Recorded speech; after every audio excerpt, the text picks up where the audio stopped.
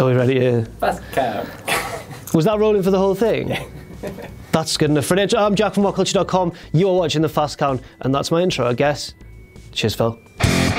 Wait, before we start, I should point out that this will contain spoilers of the Mae Young Classic and the Battle of LA 2017 if you haven't caught up with those yet, so just be careful. Just be very careful. But it's news, isn't it? It's all out there now in the public domain, so let's just, if you don't want to know, don't, just be careful. But apart from that, let's go. First, let's start off with all of this week's WWE news.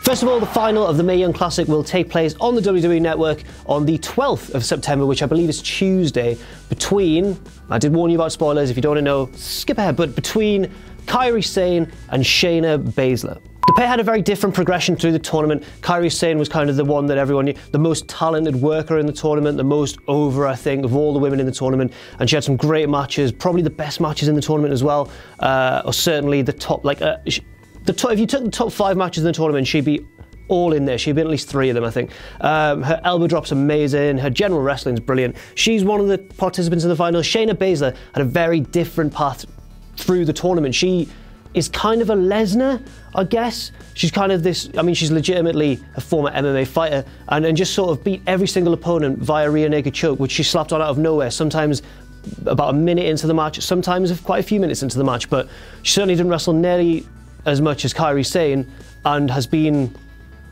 let's say, the subject of mixed opinions online. Baszler's progression through the tournament has led to kind of, it seems like she is the tipping point, and now a lot of pro wrestling fans are sick of this MMA influence. Of course, we've seen Lesnar as the champion who's never there and has kind of feuds that don't have all the pageantry and all the silliness that we're used to in pro wrestling, the far more serious kind of affairs, like you would find in the world of mixed martial arts. Also, we have, you know, stuff such as Ronda Rousey coming in for WrestleMania one year. You've got references from Triple H about Conor McGregor openly courting McGregor and Mayweather in the build-up to their boxing match. And it just seems like Shayna Baszler was the tipping point. But personally, I don't see too much of a problem with her. I think she's done herself pretty good. She's done herself pretty good. Just losing my words. She's done herself justice. There we go. In the tournament so far, she's been pretty damn good, and it should be a very good final as well. Next up, and you may have seen our earlier dedicated news video on this, Dave Meltzer from the Wrestling Observer newsletter has spoken a little bit more on the circumstances surrounding Mauro Ranallo's earlier departure from WWE and his return. Basically, I'll give a brief summary.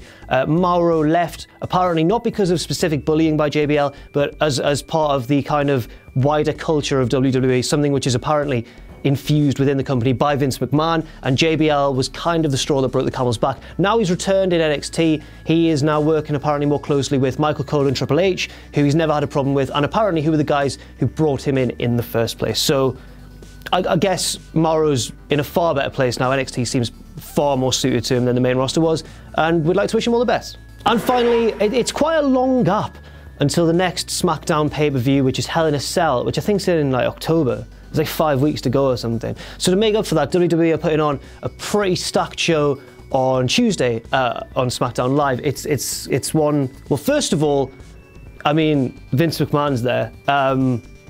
He only plays the big shows, doesn't he, Vince McMahon? He only comes back if something's going down. It's a big deal now. It is a big deal. Shane McMahon's been suspended by Vince, so he's probably going to address that. He'll probably make a lot of overt references to Las Vegas, where the show is held. And I should also mention that there are 3 title matches on the show, one of which is a Sin City street fight, because it's in Las Vegas, between the Usos and the New Day for the Tag Team Championships, and 2 other title matches, AJ Styles versus Ty Dillinger in the United States Open Challenge. That has the potential to be Ty's breakout match on the main roster, which will make a lot of his fans very happy.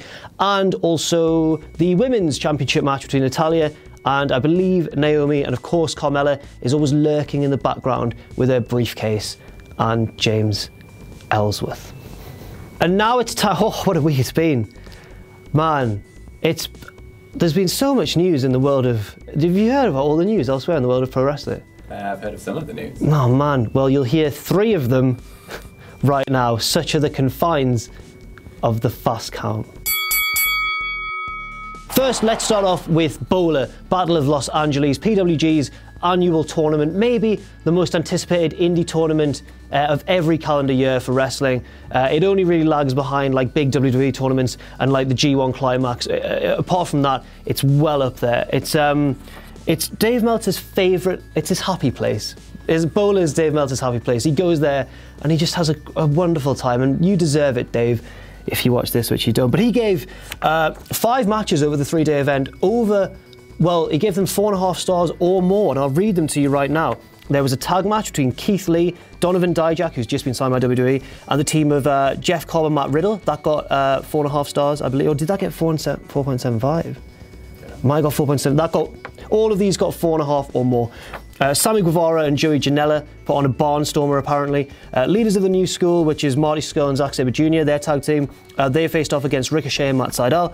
And then Keith Lee and Donovan Dijak had a singles match with which Meltzer gave 5 stars to. It sounds like some of the guys had an unbelievable weekend. It really seems like one of those tournaments where, even though it's not the biggest stage in wrestling, a lot of the guys booked on it just go all out to impress and really dedicate themselves to making it good. Phil's nodding in agreement. I'm like, yeah, they do. I've been there, I've seen. Have you been? I have not. I don't know anyone from WhatCulture has been. It's such an exclusive thing and so far away as well. Yeah. But the winner of the tournament, you might remember that the other week I predicted that it would be Keith Lee, and do you know how far he got? Close. He came second. Yeah. I was so, The final of Bowler every year is a triple threat match, elimination, and Keith Lee was the last man eliminated by the eventual winner, Ricochet, who becomes the first ever second-time winner of the Battle of LA.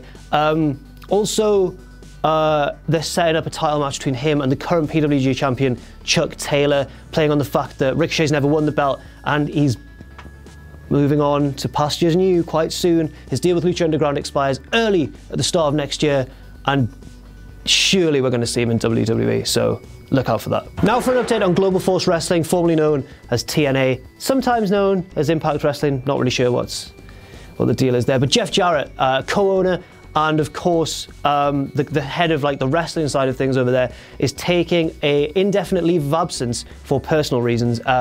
We wish Jarrett all the best. We don't know what that is, but you know, all the best to him. But this could mean a big shake-up in the management of Impact Wrestling, especially if his leave of absence, is a permanent or more long-term one. Also, there have been reports by Sports Illustrated that Anthem, the company behind GFW at the moment, are looking to pull out. But then that's been countered by people online who say, look, Anthem, you may have heard this news, have recently advertised an upcoming Global Force Wrestling network, kind of like the WWE network. You go back through all of TNA history and look at all the matches and stuff. Why would they be advertising that? If they were going to pull out, surely they wouldn't just sell the tape libraries or, you know, that sort of, it's businessy stuff, and I'm so out my depth. I don't know what's going on. I just try and get retweets. Oh yes, I've been looking forward to this news for a long time. So have you heard about that new sports channel that's launched in the UK, Free Sports? No. It's launched the start of this month. It's Free Sports channel. It's got some NASCAR, it's got some NHL. Excellent. It's got some pro wrestling, Phil. Ace. Guess which promotion it is? I think I know which promotion. Yeah, 5-Star Wrestling, come on! The best, when I was talking to Sam, I was like, how do I present this one? Because do I do it straight or do I do it a bit sarcastic? And he was like, keep it mainly straight, but go a little bit sarcastic. I've already ruined that. 5-Star Wrestling, unequivocally the best promotion in the UK, if not the world, have secured a TV deal. Fair play to the lads, but it was their tweet about hard work pays off. Really, lads, the 128-man tournament that definitely happened, that pays off, does it?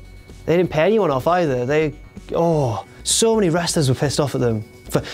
No, like, I'm sure it'll be good. They've got a weekly show, apparently. It'll be good. Free Sports, the new UK. Watch that and then watch your NASCAR. It's caused a big stir on Twitter. Like, people have been on Twitter slating them badly. Yeah. Jim Smallman, the Progress co-owner, for one. Ospreay, Jimmy Havoc. I mean, I can understand why they're annoyed, considering they were promised a 128-man tournament, loads of bookings, and then 5-Star went, we can't do it anymore. But they've got a weekly TV deal. Don't know which wrestlers are going to want to work for them. RVD. RVD? Well, that's what they wanted for the tournament. Well, yeah, and they wanted CM Punk as well. CM Punk versus RVD confirmed for the first week of 5-Star Wrestling. F***ing hell. Absolute joke. And now it's time. What you can do? Don't know. Rest of the week. For my rest of the week, and this week, it's someone that we've used in WCPW before and have the theme tune up. So if you could play that while you do the intro, whatever that is, please.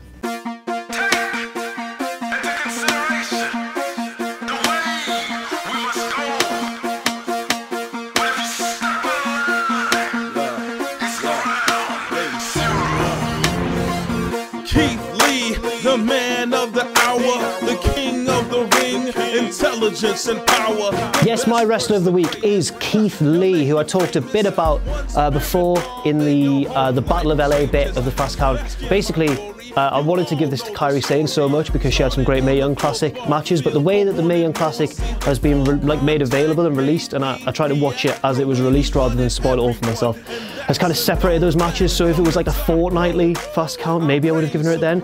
But truth be told, Keith Lee's had an unbelievable week, and as much as, you know, Sane deserves it, Keith Lee deserves it just a little bit more. I mean, he put on some phenomenal matches according to everything I've read that weekend. He had a Meltzer-rated 5-star match with Donovan Dijak, as I mentioned. He also got to the final of the tournament and came so close to proving my prediction right.